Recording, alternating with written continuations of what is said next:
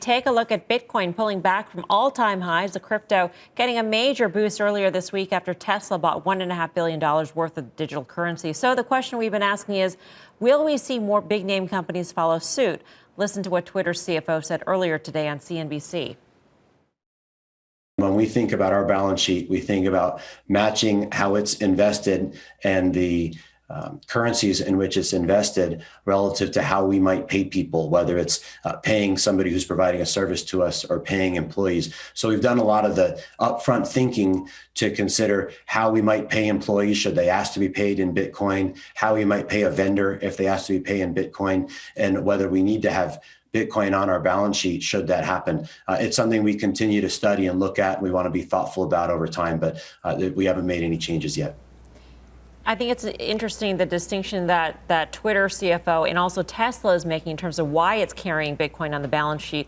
It is the use case for Bitcoin as opposed to the store of value argument, Guy, which a lot of bulls on crypto right now are making. It's a store of value, it's a store of value, it's a store of value.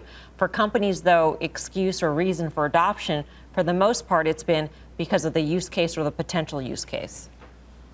Yeah, and I think that's fair. I think that's getting ahead of the curve without question. And the BK, the Bitcoin baller, has been talking about that literally for the last 4 or 5 years, so good for him.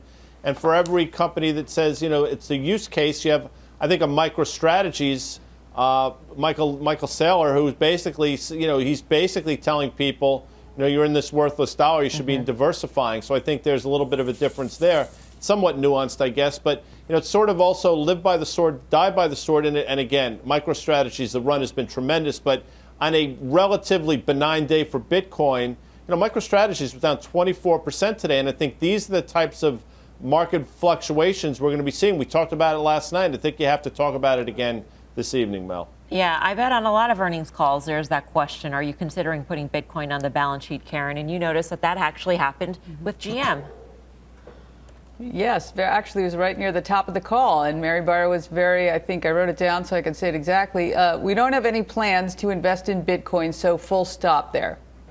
I mean, no. She'd close the door on that. Later she did, you know, if their customers want to pay for it, pay for their cars with Bitcoin, that's something they would probably look at. But in terms of for their balance sheet, no. So I think, you know, we're going to see we're going to see the question in every conference call, but I think we're going to see a lot of no also. For now.